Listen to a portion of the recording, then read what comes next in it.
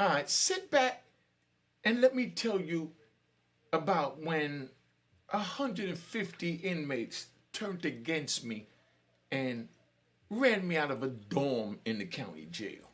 You know, this gonna be interesting. All right.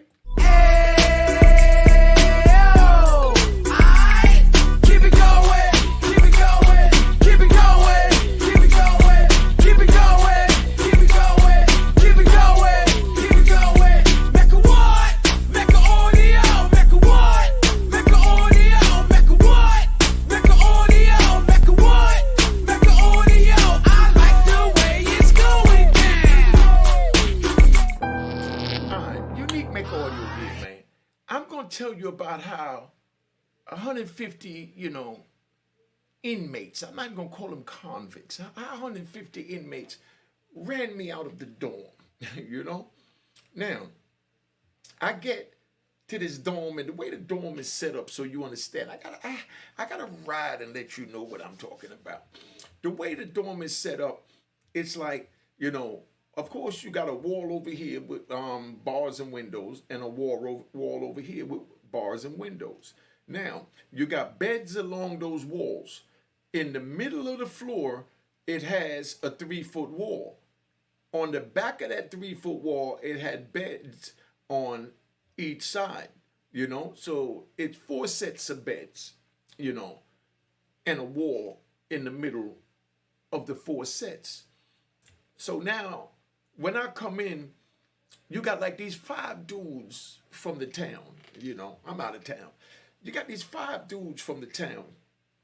And it's crazy because, they've been there for a minute. They know everybody. They're supposed to be the tough guys. They're running all 5 phones. So nobody can get to the phone because they always on it. People, even when as far as asking them if they could use it, they all on one side. They bring me up into this dorm, and all the way in the front of the dorm, which is like behind me, there's a TV back there. So everybody wants a bunk by the TV so you can lay in the bed at night and watch a movie and chill with your, and do what you got to do. And on the right side, it was the second bunk from the TV was open. There was nobody in it. They let me in the prison in the county jail, and they assigned me to that bed. When I get to that bed, the brothers there is telling me, "Oh, you don't want to take that bed because Debo, went to the hole, and when he come back, he's gonna want his bed back, or it's gonna be a problem." I said, "Okay, well, I'll deal with Debo when he gets out the hole." And they looked at me like I was crazy. I said, "I ain't no problem." So now, out the 5 dudes that's over there, everybody gravitated to them.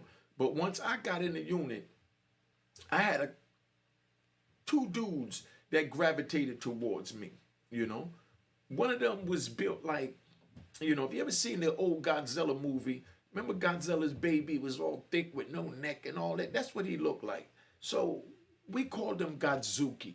You know what I mean? Because he's a little Tyrannosaurus Rex looking dude, So, and it was another dude that was light skinned and, had waves and was slim and, but those 2 gravitated towards me. So they moved from the left side to the right side to where I'm at. So when they moved over there to where I'm at, everything is cool. We watching TV, we chilling. So now I need to use the phone. So I get up and there was a phone open. So I picked the phone up, used the phone. And right after I get on the phone, I realized that, there's a dude standing up looking all what he considered as mean.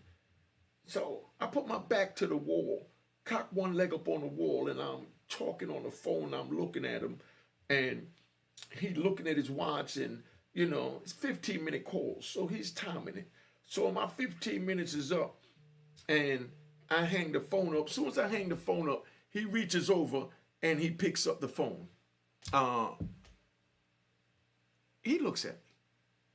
So I tell him, "What's up?"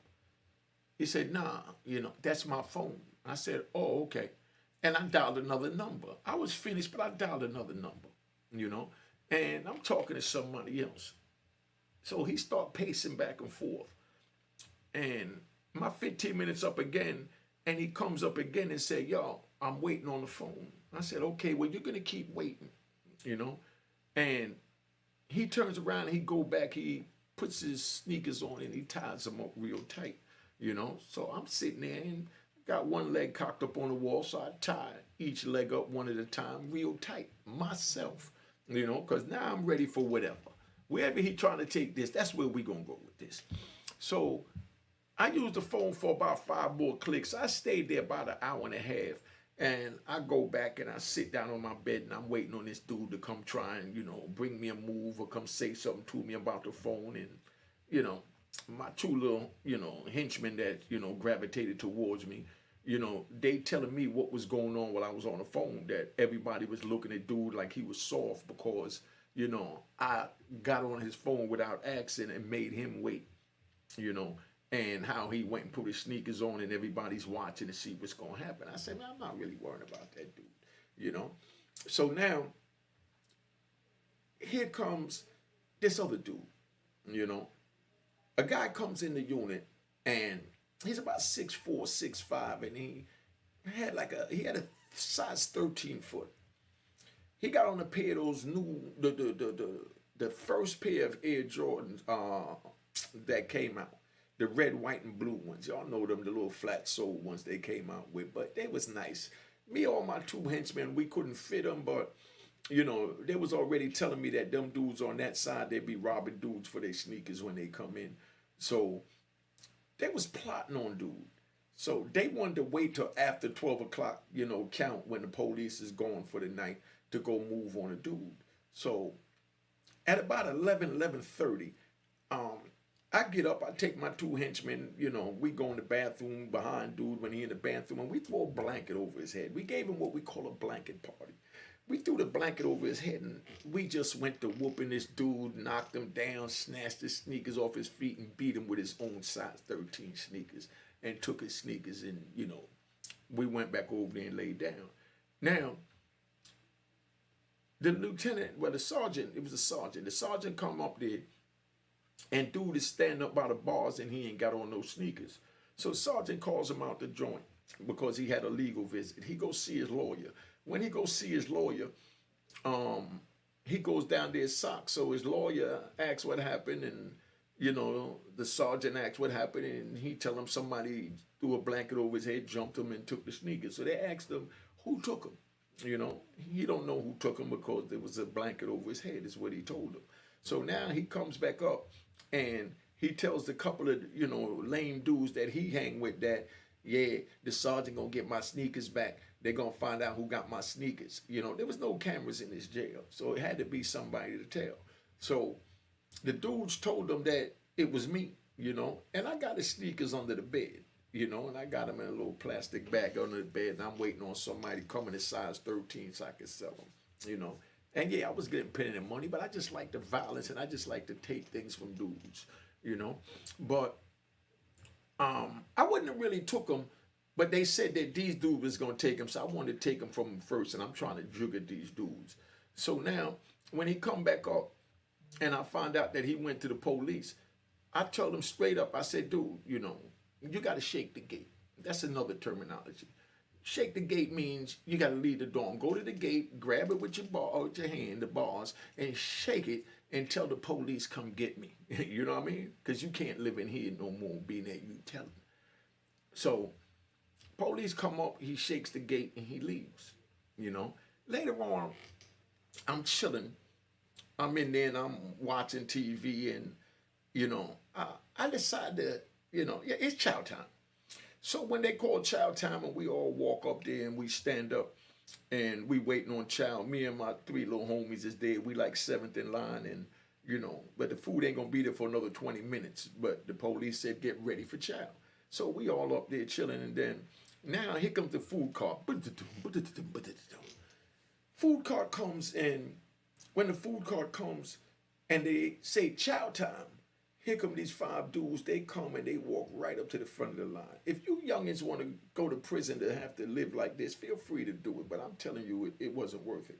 So here comes dude. They walks up to the front of the line, and just when they're about to push the first tray and they go to reach for the tray. So I move the other dudes out the way. I go up to the front and I take the first tray and I call my two homies and hand them a tray. So now we got our 3 trays and we go sit down. So now the whole dome is like, ooh, you know what I mean? Like, damn, what's going to happen here? We're going to have some action tonight. You know, I like action. So I take the tray, we sit down, we eating the tray, and the little homies, they already knew everybody in the block. I don't know nobody yet. I'm just getting in there. So they move around the unit, they find out what's going on, they come back and they say, dudes is mad that I roughed the phone off, that I took the dude's sneakers, and that I took the tray. I'm not worried about none of that. You know what I mean? So I tell him, all right, what it is, what it is. He said, all right, but they're going to try and make a move on us. You know what I mean? Now, they using the us word. They ain't say they'd make a move on you, so they let me know they down. And I said, all right. So later on, you know, after chow, you know, when you get your chow, you don't really eat everything, and you know, you buy certain things from other dudes, or you take things from other dudes' tray, and you wrap it up in a plastic, and, you know, you put it up, and later on at night when you're ready to eat, we had a big water. You know, it was a big thing of hot water. A hot water pot, and it had one of those lids on the top that you pick up the little black knob, you pick it up, you look in it, you see the water boiling, and you hit the little knob and the water come out, you know.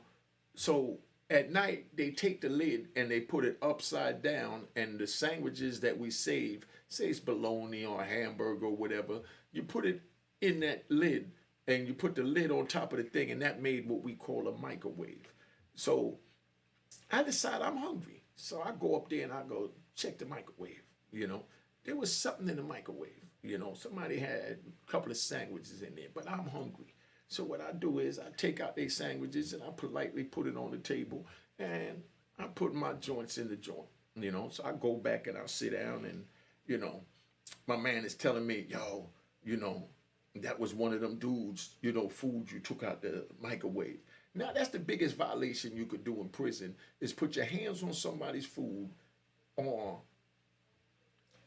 reach over someone's food. Ultimate disrespect. So I done violated and took the boy food out.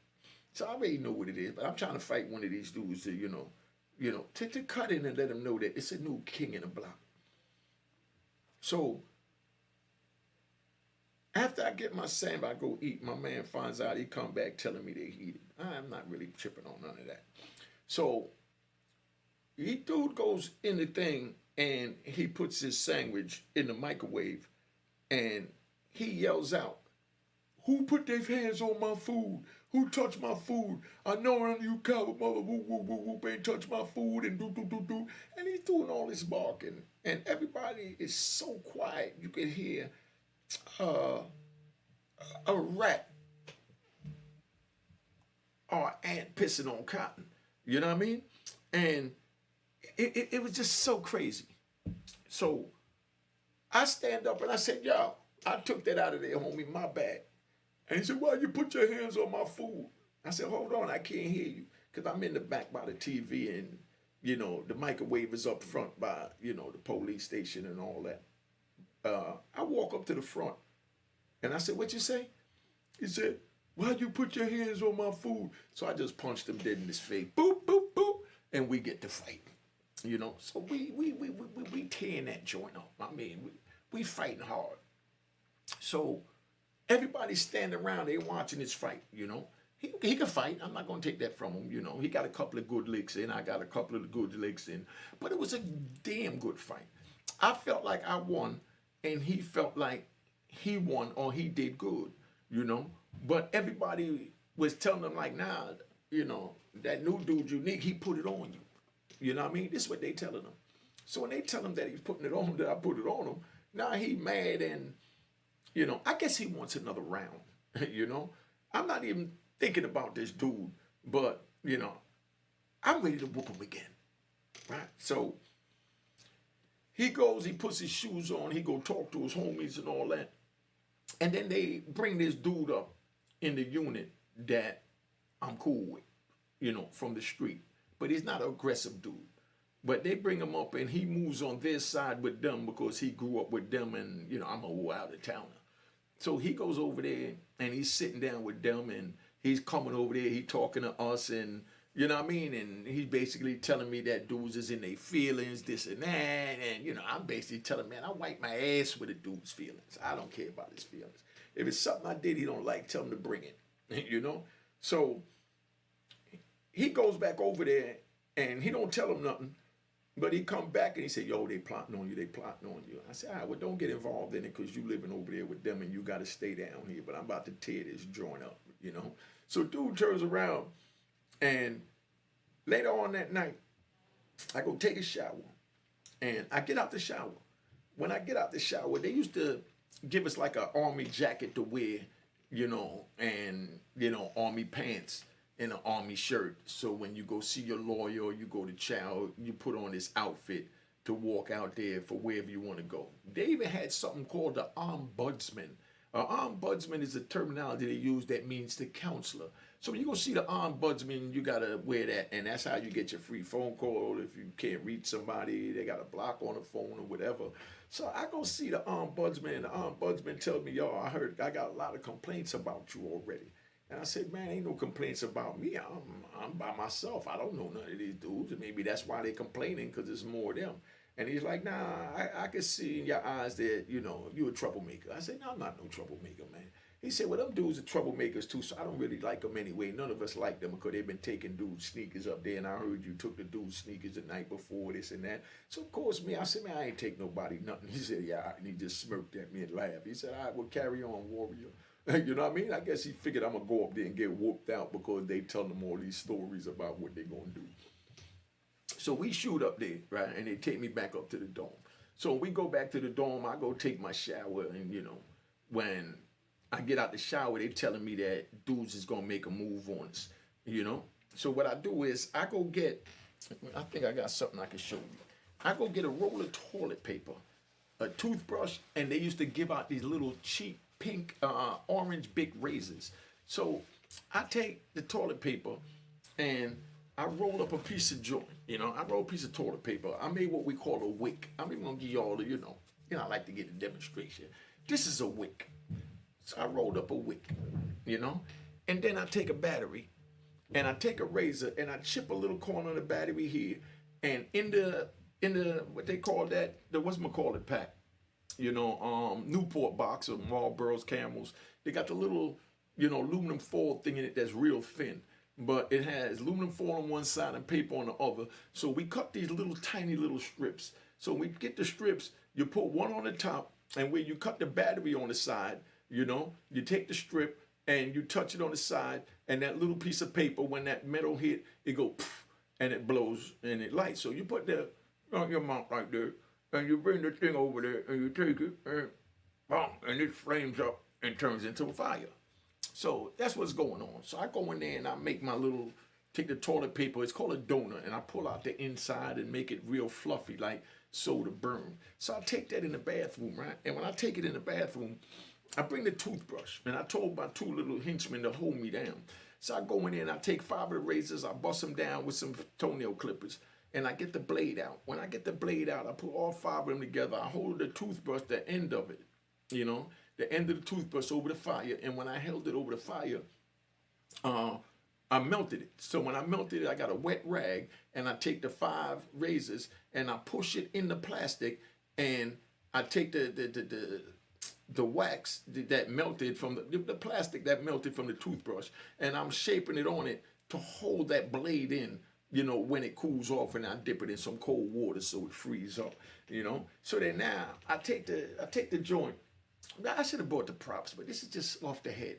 So I take the toothbrush and I hold it over the fire a little past the middle so that it could get warm, so I could bend the plastic over so I could fit my hand in it to hold it like this and have the blade in my hand. Because now, you know, I want to make sure that, you know, everything is even, being that it's 5 of them and only, you know, 1 of me. You know, 3 with these 2 dudes if they really gonna go. But I got to make sure I can handle me because I know I'm going to go.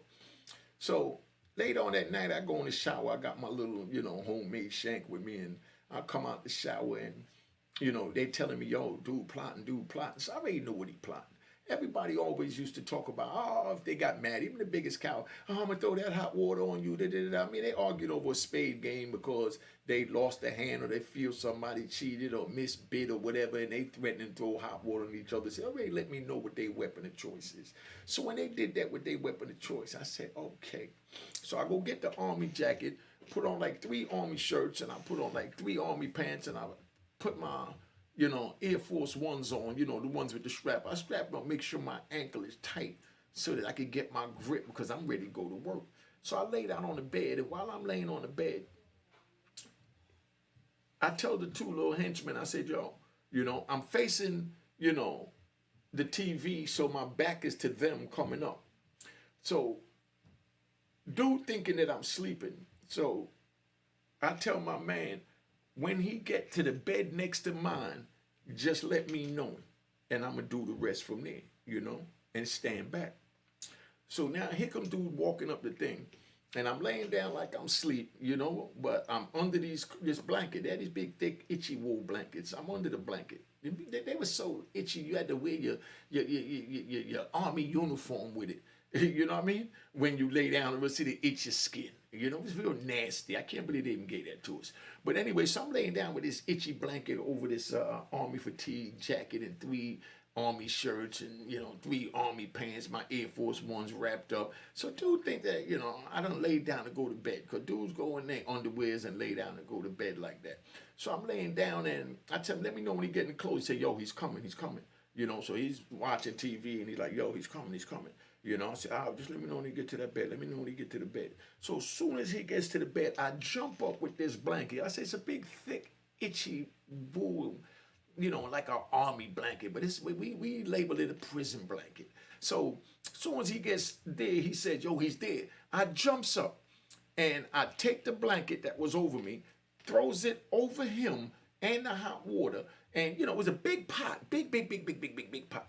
You know what I mean? And wide. So he's carrying it by the handles because the pot is hot. So he's trying to balance it without letting it burn his chest or the water spill on him.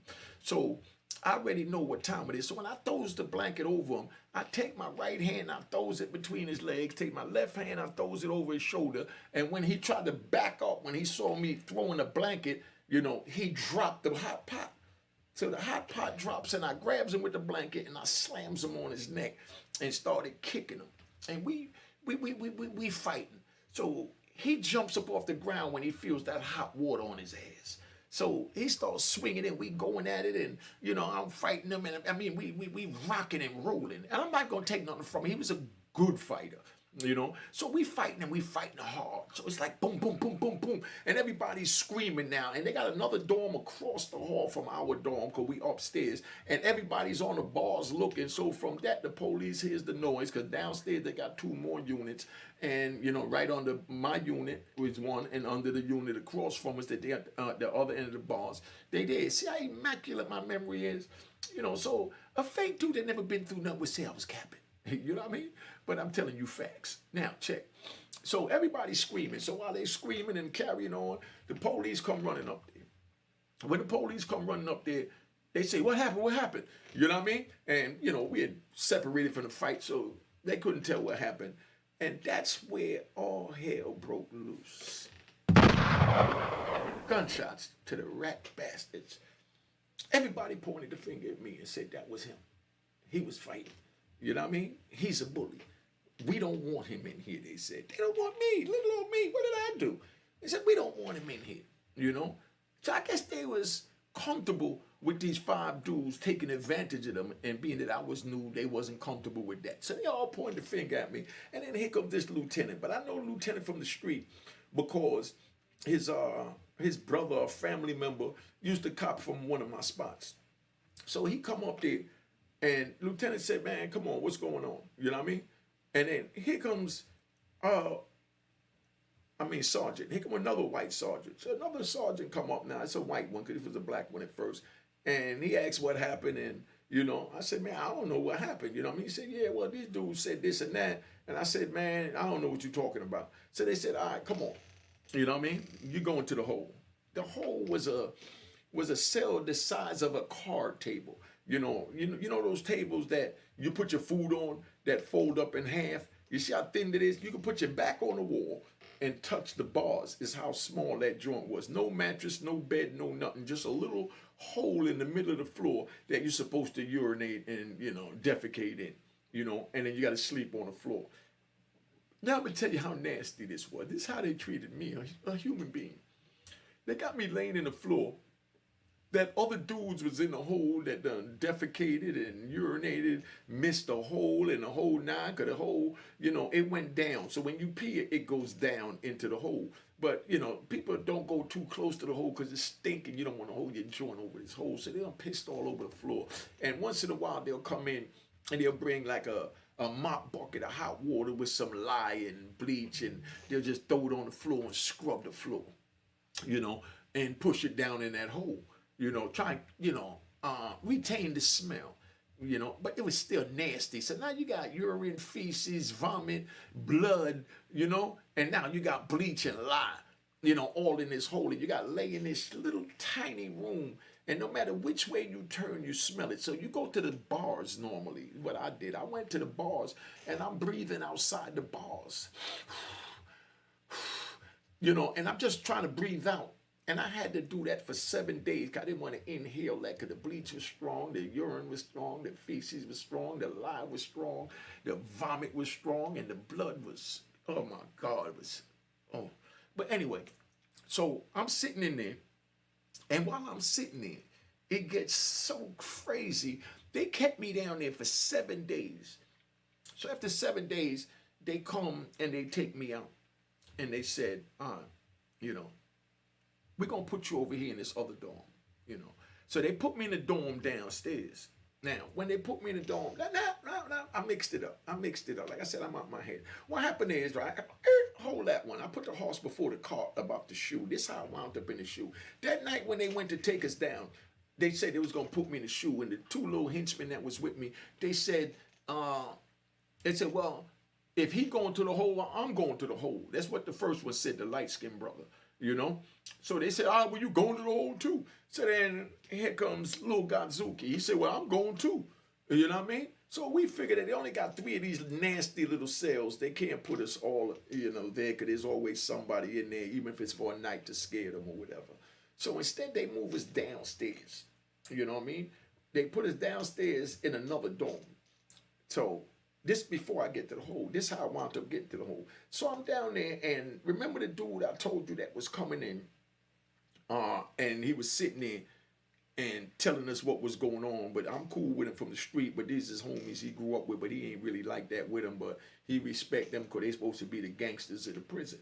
So while we're sitting there, right, that next morning they called chow. So here comes dude that was coming over there giving us the information, walking down with no shoes on, with his socks, So I said, yo, what happened? He said, man, somebody stole my sneakers last night when I went to sleep. It's 6 in the morning. We was up there fighting till 3, 4 in the morning, So I'm like, you know who took your sneakers, man. You know what I mean? He just put his head down and he walked out because he ain't want to do nothing about it. So he just left it that someone took his sneakers. But I'm in my body right now, and I'm still vexed with this dude, you know what I mean, for this hot water, because this is what happened. When I slammed him on the floor, and he dropped the pot of hot water, the water splashed up and went. I don't even want to show you my feet because my feet is so bad right now. Well, the water splashed up and it went in my shoe down my ankle. And when I took the Air Force One off, I had these big thick pus balls all over my ankle, and now I can't put no shoe on. So I'm a little handicapped. I mean, the bubbles was like this thick, and when you touch it, it was like mushy. You could feel like thick water in it. Y'all know what I'm talking about, because I had to wind up taking a pin eventually, put a little fire on the pin and, to sterilize it, and then, put a hole in it to squeeze the pus out. And for me doing that, left a nasty, mark on my left ankle. Still have it to this day, So I'm in my feelings behind him marking me like this. And they moved me from upstairs to downstairs so I can't get with this dude. I mean, I'm thoroughly in my feelings. And now they done took the little homie sneakers that they know not cut like that, and he wanted his. So the dude come walking downstairs. They don't know I'm downstairs. They think they took me to the hole because that's where they threatened to take me when my two little homies, my henchmen, said, nah, if he go, I'll go. So everybody always come and look in the dorms downstairs when they walk by to see who they know, say what's up, ask for, little Snickers, zoom, zoom, wham, wham. That's what we call the munchies, And, I'm standing there and here come dude, he sticks his head in to look in to see who's there. I stick my left hand out the bars, turn it this way, and grab him by his face and slams it on the bars, and I'm holding him. I'm holding him on the bars right now. And I got my razor in the other hand, but I can't cut him on his face like I want to. You know what I mean? So he got away with the buck 50. Because if I would have cut him, if I would have tried to hit his face, my hand, let me show you so you can see it. My hand is over the jaw. I would have cut my hand. So I couldn't get it. But I just held his face there, and he's pulling to get off. And I got his face pinned against the bars. And I just take the razor, and I start chopping him all on his back. I'm chopping him up, chopping him up, chopping him up on his back. And he's fighting to get away. So the police come, and they take, the baton, and they smack me on the wrist. Bam! So when they hit me on the wrist, it dropped, and I let this dude go. And there's blood everywhere. There's blood everywhere, So now they come in and the police ain't never seen nothing like this in this little town. So now they grab me and that's when they put me in a hole. You know what I mean? To put the story in order. That's when they put me in a hole and had me laying in my own feces and other people's feces for a week. So after they do that now, they come and they say, okay, a week later, they say, all right, we're going to take you out. But we putting you, in the cell blocks, because this was in a dorm that this took place. We putting you in the cell block. We put you in the cell block. We try to look out for you. We put you in the dorm, and then when you get in trouble, we put you in another dorm, and then now you come and you do that in another dorm, so we putting you in the cell block, and they doing all this. And I said, yeah, all right, whatever. The cell block had dudes that was looking at like 45 years to 90 in the state, because that's how they was giving out time. You know what I mean? 60 to 120 years. These were the big bank robbers, murderers. There was even a dude there that raped a lady like 80 years old, and, old white lady over at the mall. And I knew this dorm was soft because they had him in the unit and they didn't punish him. So when I get in there, the dude tried to gravitate to me and me and him was cool. You know what I mean? Before I found out that he had a rape charge. But, I've been on here long enough, man. I gotta leave y'all in suspense, man, because y'all ain't ready for this, man. Too long, 30 minutes. Yo, make sure y'all subscribe if you haven't subscribed. And make sure you go to roco.com and check out my videos and go to my podcast. They both are Unique Mecca Audio, man. And subscribe and follow me at Unique Mecca Audio at Instagram. Cheers, cheers, toast the crime, toast the crime, the crime, the crime, the crime.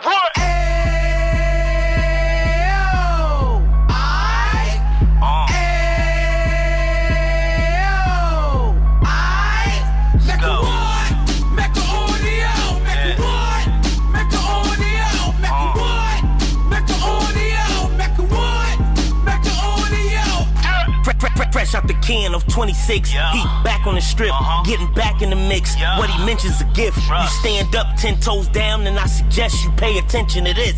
Real. Take a little gully posse and put it in Harlem. He cut from the bottom, came up from the bottom. Drop the book, you should go and get it. The Instagram page and the YouTube, you could go and visit. Yeah. Then you could consider yourself LinkedIn. Real. Sit front row and get Jews from a kingpin. How he went through it, so you ain't gotta go do it. To not pay attention would be stupid. Talking about a man that probably put your grandfather on. Probably the reason that him and your grams got along. A man that generated millions on the block, did his time, never squilling to the cops, Mecca Audio.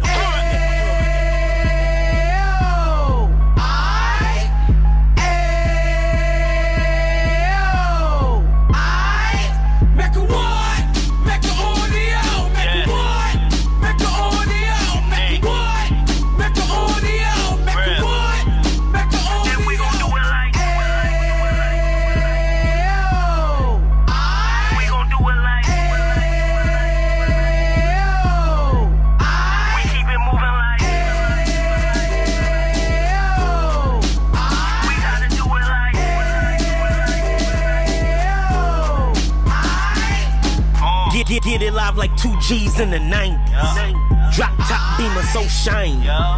I let shorty go, she was whining. Treat her like my past, she behind me.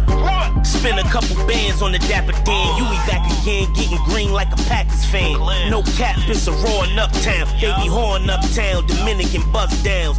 Now we on the positive, you we got a lot to give. Now you trying to stop the kids from being inoperative. So take heed, homie, lend a ear. He started in uptown, he gon' finish dead. But now it ain't about selling drugs, buying cars. It's about buying property to make the community ours. So we can give back to the youth them. Cause they the truth them. And bless up to all the road men.